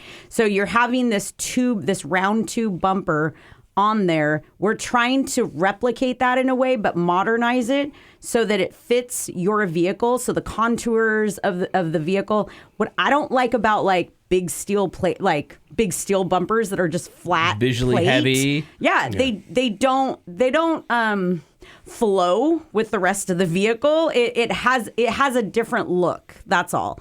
And so I'm trying to get, again, that Baja look and feel and it flow with the rest of it. So yes, most of our lights are still inset, so they can still come through. We'll make different sections, but they're fully tube with just a plate on top. Well, yeah, we have aluminum plate. We have a plate on the top of like our Bronco bumper has a 2-inch. It's a cover plate. Well, it's got a cover plate, but there on the inner structure of it, there's a 2-inch steel plate, and then you can mount lights across that, KCs or rigids. And or it has a 1/4-inch plate because it's a bumper. Yeah. Yes.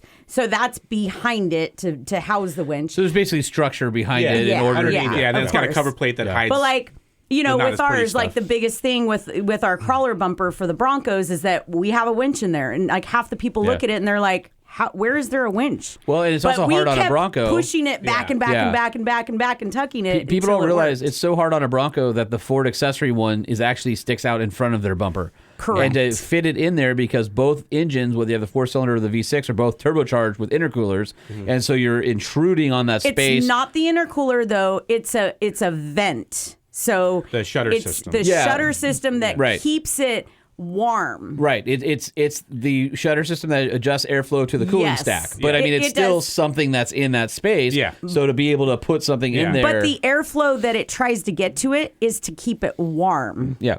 So if you look it up, it's to keep the engine in colder temps, like back east and stuff, to keep the engine warmer. So we're not having that problem out here, and you still have a winch in front of it. And what we had is that we started winning awards from Ford. What does Ford know? Straight. We got design awards every year in a row from them, and so 4 years in a row. Yeah, or it was really cool. Now- And so now we're like, explain I guess we have something What here. does that mean, though?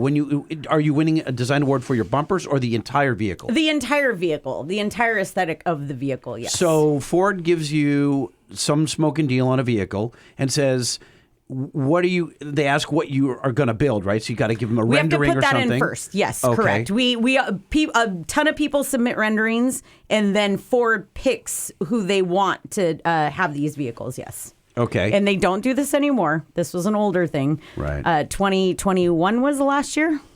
Yeah. 2021. Well, they're that not was even when we at got our SEMA Bronco. anymore. Yeah. Huh? Yeah. Yeah. Ford's not even there at No. SEMA. So the Bronco and the Bronco Sport were our last vehicles in the Ford booth. Yeah. That's pretty special, though. It was. When an OE says, we love your stuff as much as the vehicle that we built. Yeah. Yeah. Yeah, I think part of it is because you keep the agree. design aesthetic. You give it the aftermarket, the we additional. enhance it. Yeah, you still it's still aftermarket. It still has more functionality than stock, but doesn't take away from all their hard work, and I think they appreciate that. Yeah. And that's what we want to do. We don't want to. We're not trying to change it. We're enhancing it is probably the best word I can think of to make it look. I want it to look like a concept vehicle that they would have built for that vehicle. You know, I think we kind of did that with like the Jay Leno one too, and we got to work with Ford on that one. What was that? The '68 Bronco that we worked with on him, and we built for him. But we worked with the Bronco designers, and we were really able to get something that looked like a concept from 1968. So I think one of the coolest things that you guys have done is the Bronco Sport, because you actually made it look like something. And then I go to your freaking website, it's like, we don't have any products. What? Everyone's gonna blow up now I know, because you don't even know. Dude, that all does the time. I not- probably have 3 texts today or something That about does it. not look like a Bronco Sport. No, it's awesome. My parents have Yeah. a Bronco Sport, and that's not a Bronco No, that Sport. thing Yeah. looks super rad. And Yeah, I literally all the time. I'm not gonna lie. All the time. and Bilstein just came out with their B8 TerraSport struts, and the Bronco Sport is coming, I think, 24. Cool. So it's a 2-inch lift from a It's new so- strut, so you don't have to use perfect. spacers anymore. Nice. So that basically, so Icon built us, and this is about 1 3/4, so it's Yeah. not true 2-inch, but Yeah. about the same, because one of their engineers came from Eibach. Oh, yeah. And so he knew struts and Yeah. stuff because they didn't really know that. Right. So they custom built these struts for us. Well, and that's what's cool, because you can actually get real performance out of it. And it's, you put on the puck lift, that and thing? you get ride issues, you get coil bind, you get all sorts of. Now the steering geometry can hit the sway bar at full lock because there's not enough room, and so. This is the next bastion of modification is the CUVs. It's the Subarus, it's the Mavericks, it's the Bronco Sports, the RAV4s. And that thing with the locker in it literally goes anywhere. Oh, yeah. That's what that Dana Anywhere. rear axle. Dana Oh has my a locker in it. gosh. So if you're curious what we're talking about, it's BajaForged.com/Bronco-Sport. So BajaForged.com/Bronco-Sport. You'll see the photo. And now my phone's gonna blow up. You're welcome. I was telling Jay, people want the bumper. We got it. So if you in the last, could time manage a little better, then you could get some stuff to market. so You know, Stop talking. Stop talking on worthless No, the podcasts issue is and that she make needs some to put products. Totally. 63% toward Baja Forged to help Jason get this stuff out the door. Yeah. So in the last year, we fully put our time into Baja Forge, where it was a side hustle before. That's what it was for us. We worked at LGE CTS Motorsports, and that's what we did. And Baja Forge was like what we were trying to create with these vehicles and kind of do that. And so we finally were like, okay, we need to do this. Like, obviously people are asking us about this and we need to do that. So last year we were able to secure a good person we could subcontract our manufacturing stuff to. So now we're just doing R&D because we were building them ourselves too. So yes, Every single one, hand built. Yeah. So we'd have local people trying to get everyone in to do to get parts out. But now we're able to have someone else build them in-house, fully already boxed and housed there. So that's great. We don't have to worry about that anymore. In America. Made in America. Thank you. Made in America too, because that's Which is another challenge. Yeah, because obviously they're not the cheapest out there, because that was really important to us that we kept that, made in America. And, we do things like desert Although you cleanups. probably could have gotten away with made in Mexico. I'm just saying. So we did look And there at is that. a ton of metal manufacturing in Tijuana. 100%. Yeah. And we did look at that. And it's not against, but I'm not going to lie. When you're rolling and bending, and if people look at our compound rolls and bends on a tube bumper like that, they'll understand. You don't get, like, when people start to really look, because they're like, oh, you could just do it straight and do a bend. And I'm like, no, it has a compound roll and bend. And if someone knows what that means, then you guys it's are matching the body lines exactly, not just doing a straight cut across. And that means it's different. So there's, they're little tweaks, but, people that are buying them are like photographers, and aesthetics matter to some people. Well, and it's hard to duplicate some of those things. A lot of people, but you know what I mean. Scale, right? Yeah. It's keeping the consistency between all the bumpers, and definitely it's one of the challenges. So we've been so this year is more of the R&D that we can now work on a vehicle like this to get parts out and product to market. So we've been talking about what the next one is we're going to do. So, and yes, my phone was blowing up today about some of this. I mean, so it does look good. How are you selling these? So capable. So I'm going to BajaForged.com, and that's where I'm buying the bumper? Yeah. You can go to our website. So you can go if you went under Bronco, under Bronco and stuff. Yes, we don't have the other ones. There you go. Yeah, so there are products. Do you have your credit card, Lightning? I'm going to go ahead and buy this Ford Bronco Baja Forged. It's in the cart right here. You don't own a Bronco. I was going to buy it for your birthday. I don't own a Bronco. Hanging on your wall. It's art. Well, I don't even understand. It's industrial art. You're just trying to line her pocket. What do you say? You hate Jason? Wait, it could go up here just like your horns up here or something. Well, if you guys have any blems around the shop laying around, I mean, we're always up for art. So I love it. You got two blems right here in the studio, right? Hosting this thing. We were cast away a long time ago from manufacturing. So nice. Yeah, they said those two will live in the junk pile. So what is the future of Baja Forged is to hunker down at some point and make as many applications as you can. And that's now that we have someone that we're very happy with that's being able to produce these, that because that was a big part, quality control, all these things. So we kind of went through this process of like, oh man, this is a lot of work of making sure, like, do we like what it's like an employee or something like that. You want to really make sure, is this meshing and all of that. And I think, we've gotten through the 1 year point now too. And so we're like, cool, now we can get to that next level. So yes. Is everything R&D. on the website in stock? It's a couple weeks out. So it's like 4 weeks out right now about. Yeah. That's not too bad. Yeah. So that's about what our goal is to, obviously do less than that. So, yeah. So are they made to order basically? Or are you trying to get them on, get them on the shelf? We have a couple more, like we did a couple more in stock right now so that we can do that. So we can have some for like King of the Hammers coming up and stuff. But yeah, our goal is to, put them in stock. Are you feeling sales in the middle of the country and back east as well? Or is it a West Coast thing? We've got Texas, Colorado, both, Midwest. I mean, there's still we have Florida too and stuff. And New Jersey and it's all over. Okay. Yeah. Congrats. I'm trying to think of everywhere. Yeah. No, it's everywhere. That's cool. Yeah. And like our Expedition, like that one's big too. And so we're doing our fender flares now too. Oh, nice. Yeah. So the goal would be to give people the aesthetic. You have like the flares, you have the bumpers. So it's to give that overall look. Yes. So yeah, we're having, that's pretty exciting. Cool. So, and we've been working with, we work with EGR to do our flares. We love EGR. So, and so they're working on like the clips right now and how they'll mount. Actually, we need to go there tomorrow. I forgot about that. We can go there and say hi. We've talked about EGR a lot. Like in fact, we were in their booth at SEMA. Exactly. Their attention to detail is awesome. Unparalleled. Great product. It was cool. We got to see them being made and stuff. And so right now, their concern was like they want to get the right clips on so that it doesn't hurt the vehicle at all. It's easy for the customer to install. This is the part where like, when we started building vehicles, it's one-off applications. So different from a consumer that wants to install this themselves. So there's so much more thought process in what that looks like, And you've never written installation instructions before either for the consumer, right? No. Yeah, warranty We've been doing info that. and all Yeah. that stuff. So much work. So much work. I know. And like going back through and you're like, I forgot half these things. You have to go through again. Yeah. Like, That's why we it's a decided not lot. to make anything other than a podcast.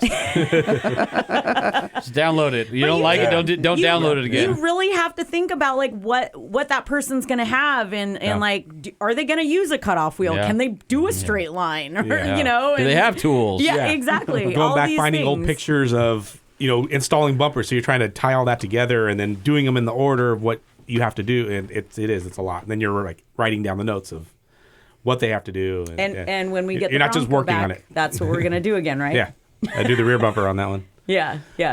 So yes, that's what we're going to be writing more installation instructions next week, probably. Yay. Yeah. Talking about that. Woo, what a glamorous life you lead. Well, I feel like we should let you go because you have all. We're just taking up your time from writing, installation instructions. Right. Yeah, So We're waiting for the vehicle to be completed. It's getting the PPF is getting done on okay. it. So so we painted it in the roof got painted to a 2-door. Nice. And then it's got full PPF on it. Did you partner with anyone? What PPF? No. It's just yeah. a- We do Daily Visual. Just Daily does did it, yeah. A lot Yeah. of stuff. Josh Daly? Yeah. Josh Yeah. Daly, Yeah. yes. I used, to old ba- Josh. I used to babysit him. No, did you really? Oh yeah. You Okay, that's know funny. that? No. Yeah.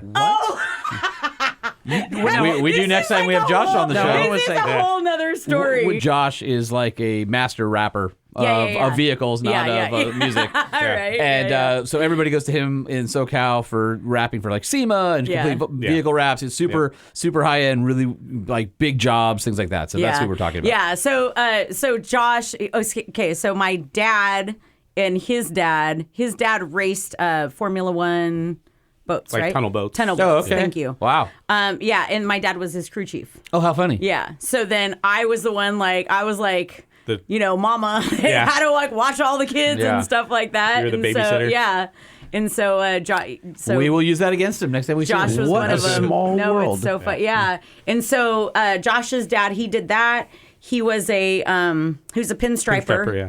And then he did the wraps and stuff too. And so like at 13, I started working at at their place too.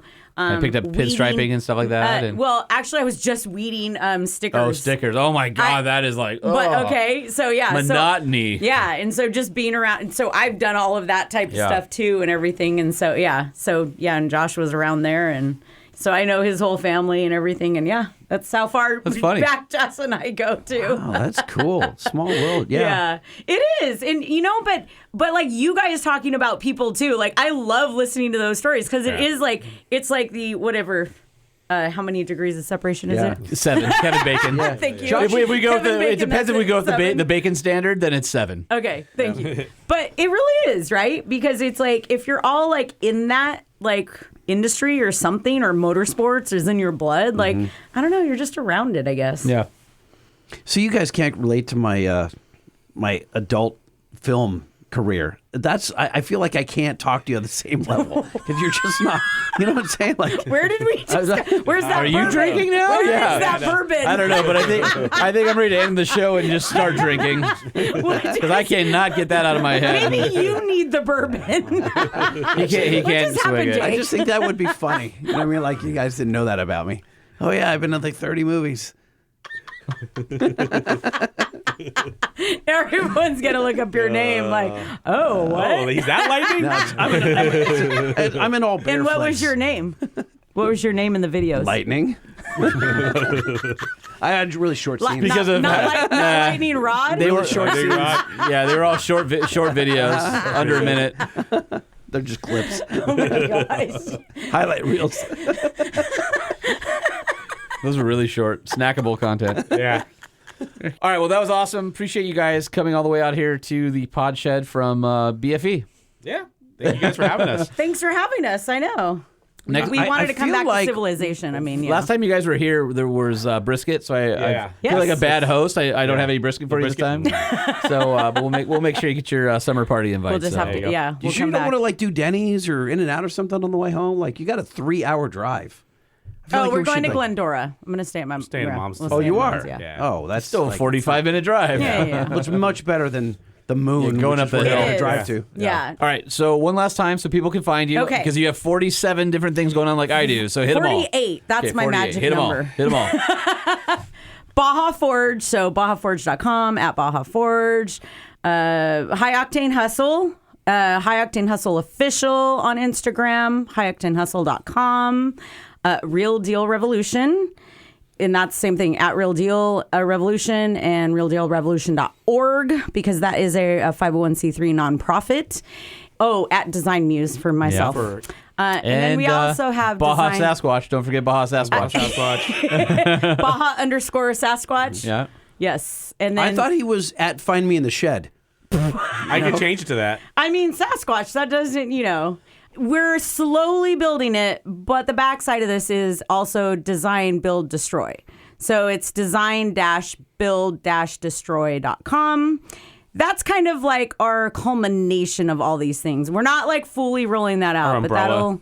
that'll kind of like roll out as It'll be your all- overarching brand. Yeah. Yes, right. yes. So that's kind of what I am that is, so too. confused by Thank everything you. you're working on. That's great. You're Congrats. welcome. Me too. Every day. Bye. Man, that talk about some high energy in the podcast. What if we can keep up in our news section? I feel exhausted. You sure are you ready for more? I got some fresh Dr. Pepper. I'm ready to rally with news. All right. What's new in trucks? We need to know. What's new in trucks? We need to know. What's new in trucks? We need to know. Lifted, lowered, and everything in between. What's happening in the world of trucks? That's good. No, it was good. Hey, Lightning, did you hear? How about new? No. Remember how we had our friends Andy and Mercedes Lilienthal on, and they were going to take that Ineos Grenadier to the Arctic Circle on the Alcan 5000? Yes. And we thought, that's an unproven vehicle. What if you don't make it? Oh, how unproven was it? It was so unproven that they won first place out of 17 vehicles. No way, really? They did. Oh, congratulations. Yeah, they had they said it was an amazing vehicle, that it was a champ in deeper snows in the ice slalom competition, that they felt it was an excellent vehicle for this long and demanding rally. And they said that it easily soaked up hundreds of miles of frost heaves and potholes. The turbocharged BMW Straight 6 had plenty of power, and the interior was comfortable. So Wow, go them. Yeah, I just wanted to, go Grenadine. I just wanted to shout out the 40th year of the Alcan 5000, and our friends Mercedes and Andy won their class, which I think is super rad. So they competed against 17 other drivers in the truck and SUV category, and there were 39 overall entrants. I feel like we just talked to them 2 weeks ago. It was a little longer than that. But I know they had time to go to Alaska and back. And came back winners, which is something that probably would never happen to us. I'm not familiar with that concept. Hey, Lightning, have you heard? No. No? Remember how I told you that the Ineos Grenadier Quartermaster was coming, and you went, "Yeah, what's that, Holman?"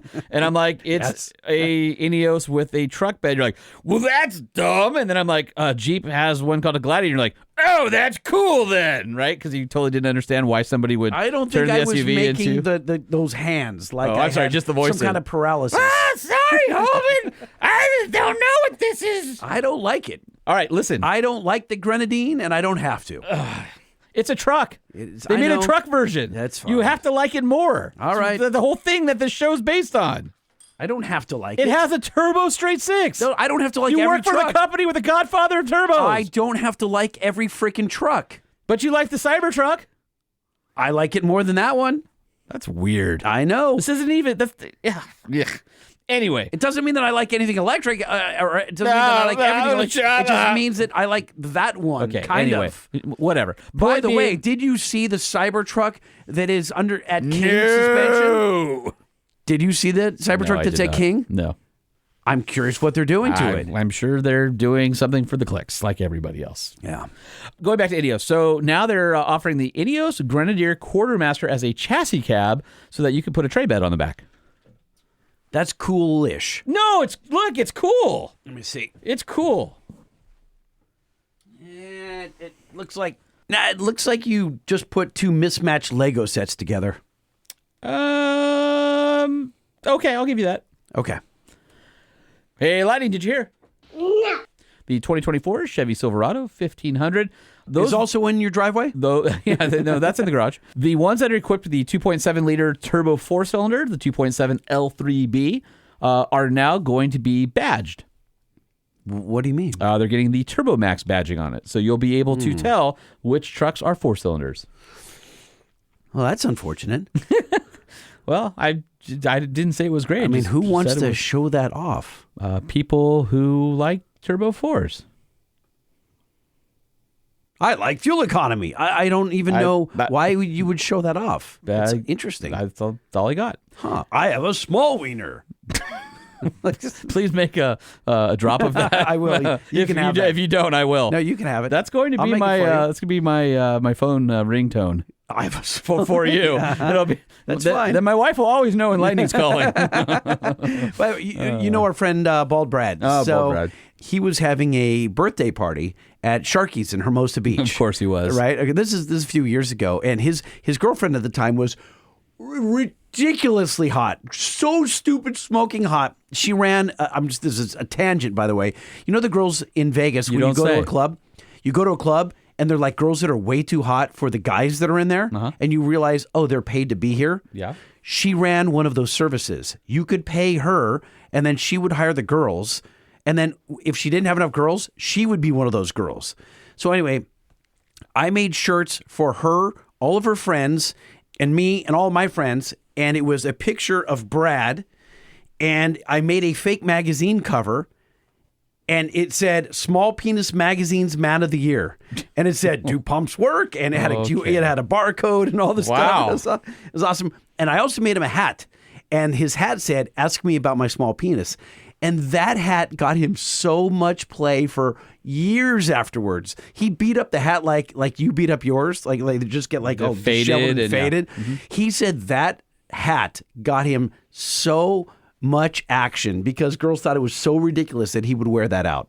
I don't even know where to go from here. You were talking about the 4-cylinder. All right, speaking of small wieners, the Ford Transit gets faster charging for 2024. No, I haven't heard.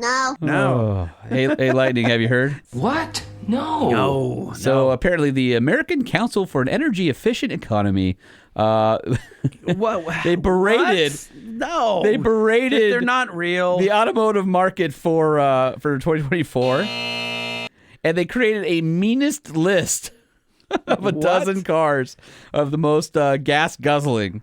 So basically, they looked at the TRX on the top position. So apparently, they assessed more than 1,200 models. So basically, this is what they call the EIA data for the annual cost of driving 15,000 miles. Out of the dirty dozen, so they say, the meanest are 7 SUVs and 3 trucks. And there's one EV that made the list. Really? And just so we're clear, I have made this point before, and I'll make it again. There's a certain brand out there who came back and said, hey, we got an EV. The Hummer. Being opulent and wasteful is cool because it's just electricity. Yeah, the Hummer. Yeah, most inefficient out of the EVs, according to this list. So at number 12 was the Mercedes-Benz Maybach S680 with a green score of 30. It cost $234,000 with an estimated annual fuel cost of $3,031. Next up, Chevrolet Corvette Z06. Gas, obviously. All these are gas except for the Hummer. 30 green score. That's $114,395 with a $31,069 annual fuel cost. Next up, the GMC Sierra. Green score of 29, MSRP of $37,700, $3,069 for the estimated annual fuel cost.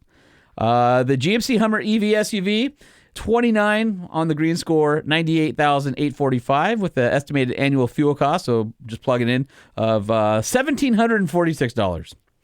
So still less, but I think they're taking into account all the things that go into making that electricity. Then you got 8 is the Mercedes-Benz G550, the Jeep Grand Wagoneer 4x4. My guess is that was probably the old 6.4 version, not the new Hurricane version. Number 6, Jeep Wrangler 4-door 4x4 gas. I'm guessing that was the one in my garage. 392. That was a green score of 27. Although this says the MSRP was $35,895, which we know for sure is not the case. No. $3,200 a year in annual fuel cost. So what was that? That would have been a 3.6? Yeah, probably a 3.6. Yeah. Dodge Durango SRT, so that's a 392.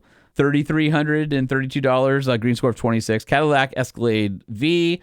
Ford F-150 Raptor R in third place with a green score of only 24. MSRP of $79,975, which we know the Raptor R does not start at that. So I don't know that these are actually car people because they're getting. Here's my point: the Wrangler one at 27 was definitely a 392, and they have the base price of the lineup, not of that model. Got it. Same thing with the Raptor R, $79,975. Obviously, that's Doesn't not the make case. sense. No. $37.77 estimated annual fuel cost. Coming in at number 2, Ram 1500 TRX 4x4. I got a winner! Yes, I'm in second place. Green score of 22 compared to my 392 with a green score of 27. So I'm so much more fuel efficient. MSRP of 98, 335, and an estimated annual fuel cost of $3,819. Yes. All right. Yes. And by the way, that's probably me because I daily it. Well, when I have a window and I can drive it, Number it won't one. get stolen. Yeah. Number 1. Number 1. All right. The number 1 least efficient truck or SUV on the road has to be how about the Mercedes-Benz AMG G63 with a green score of only 20 and an estimated annual fuel cost of $4,242. Oh my God, that's awful. G-Wagon, AMG G-Wagon, man. Yeah. You know what? I wonder what the fuel tank size is on that. It can't be more than 25, do you think? All right, I'm going to look here because I'm curious because my Wrangler is horrible in range. It's like 200 miles in the What city. do you have, like an 11-gallon tank in yours? 21 and a half. Okay. So I'm just curious with even worse fuel economy what that is. So I think on my TRX I've got like a 33. Yeah, okay. So Mercedes G-Class, 26.4. I wish I had 26.4 in the Wrangler. Huh. Huh. It's a bigger truck. Not really. Yeah, it's a little bigger. Not much. Yeah, have you seen those things? Like, Dude, have you seen the thing in my driveway? No, it's bigger. The Mercedes is bigger. It's probably not heavier. Yeah. Yeah. And you know what's cool about those Gs is that they do sound good. No, I don't think they don't sound as good as yours, but pretty damn good. No, they sound pretty good. Do they sound $250,000 good? I don't know. No. All right. Hey, Lightning, did you hear? No. Spy photographers have caught the 2025 Ford Maverick refresh out in the wild. And this one was interesting because it showed some new bits like, more aggressive off-road tires. So could this be the 2024 Maverick Tremor that we've heard about? Maybe. I think that's probably a pretty Maverick good guess. Tremor. So for you Maverick fans out there, stay tuned because cool stuff is coming to that platform.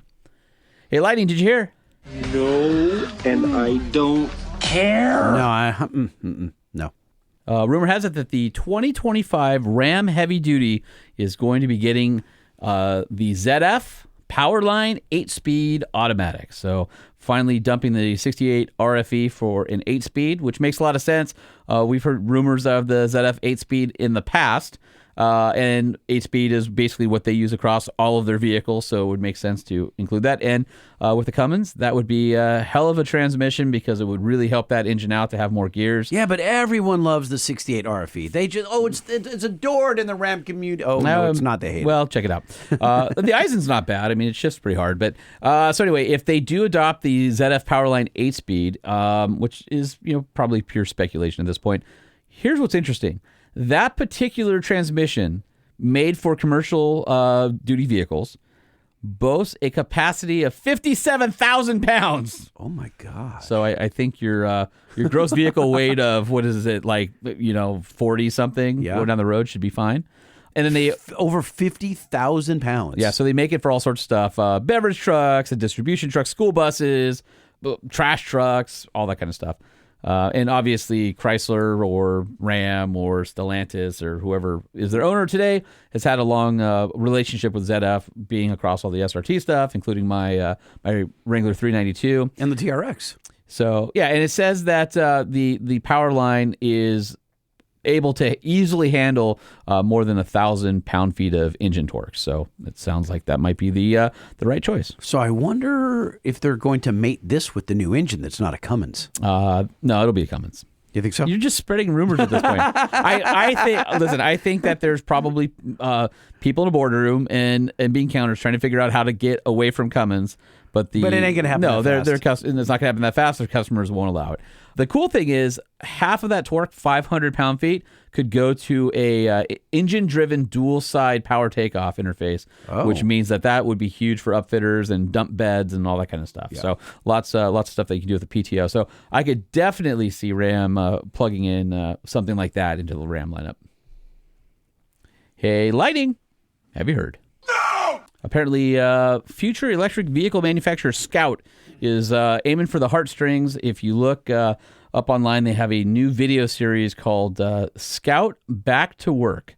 And it talks about the heritage and history of Scout being before Bronco and Blazer and everybody else. So obviously Volkswagen is working to make a Scout, I guess, A, relatable, B, reminding people of the historical roots, and C, banging the drum to get the interest up for their new brand. So it'll be interesting to see what the response is going to be. I know there's... Do you think they're going to go after hardcore wheelers or women? I think that they are all about it being the best off-road electric SUV brand. I mean, that's really what that vehicle was an off-road utility vehicle. And from all the things, I know a few people that work over there, and it sounds promising. I'll leave it at that. When will you get to test drive one? It won't be for a while. They're not. They're not that close. Okay. I think they're just building the factory right now. In fact, I think in our news not too long ago we talked about breaking ground at their new factory. So we will see. But I'm excited to see what they do. It's fun that they are looking back in the roots of the name and trying to make that connection. Hey, Lighting, did you hear? I said no. Nope. If you go, you're a YouTube guy, right? You love consuming the YouTube? Yep. So have you heard of Jerry Rig Everything? I've watched maybe 20 of his episodes, yes. Okay. So he's a YouTube phone durability tester and electric wheelchair builder. And he does a lot more than that. And what he is doing in his latest video is seeing what kind of rounds the Cybertruck can actually stop. Okay. So he basically repeats testing of the 9mm rounds, which is what Elon said, 9mm caliber, no big deal. And then he went to, I guess, 22, 223, and then all the way up to 50 caliber rifle rounds. I'm embarrassed to say I didn't see this episode. To see basically where the limit is of the Cybertruck. So for those of you who are both truck enthusiasts and gun enthusiasts, you might want to head over to Jerry Rig Everything and figure out at which round size did the Cybertruck become defeated. First gun we'll be trying out is a Glock 19. It's a 9mm handgun, shooting full metal jackets, 115 grain, and I am going to take 5 shots. Glock suck! See where that gets us. Never shot a $100,000 truck before, but Elon says it's bulletproof.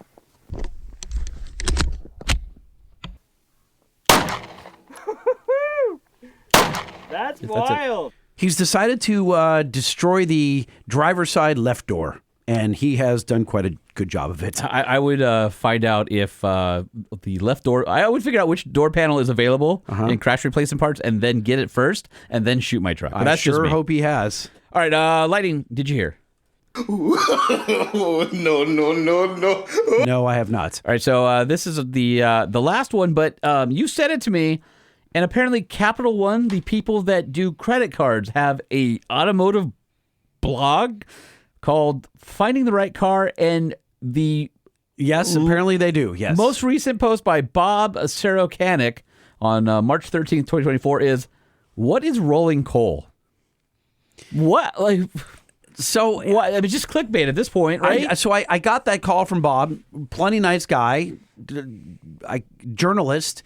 And he says, yeah, we're coming up with topics we think that will interest the automotive community. And he says, nobody cares what Capital One has to say. So I think it's maybe this is a search engine optimization play. It's an SEO play. I guess. Or to, I it don't was know nice either, that they quoted your boss. It was great. And I set him up with Gail. And I sent it to you because I thought you would like the quotes about rolling coal. That's why you have this in your inbox. Yeah. So rolling coal is wasting energy, said Gail Banks. It's horsepower in the air.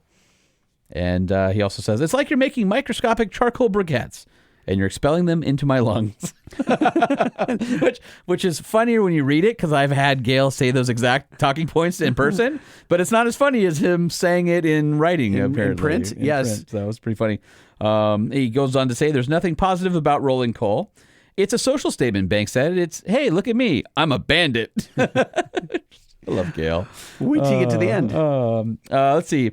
On a Sunday morning, Banks said, a driver rolling coal comes up to a church lady with her window down and fills her car with smoke and laughs about it. Yeah, we all know that video. It's not cool. Gail says, these guys are making tens of millions of dollars. The EPA is fining them like $500,000, he said. There's so much money to be made with these chips. It's insane. And then he talks about it's a point of pride that his record-breaking diesel hot rods don't spew out, quote-unquote, toxic clouds of black smoke, which is what sets him apart from some of the other diesel tuning shops. And Gail goes on to say that he's hated by those guys. It's true.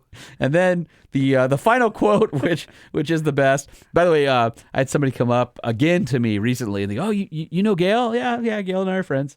Oh, man, that guy just doesn't give a I'm like, nope, he's at the point of his life. He's just like, dude, lay waste to it all and cement my legacy. And I love that about him. But his final quote in this weird article from Capital One is, quote unquote, that's good. There's a bell curve intelligent quotient, he said. If you're rolling coal, you're on the wrong side of the bell curve.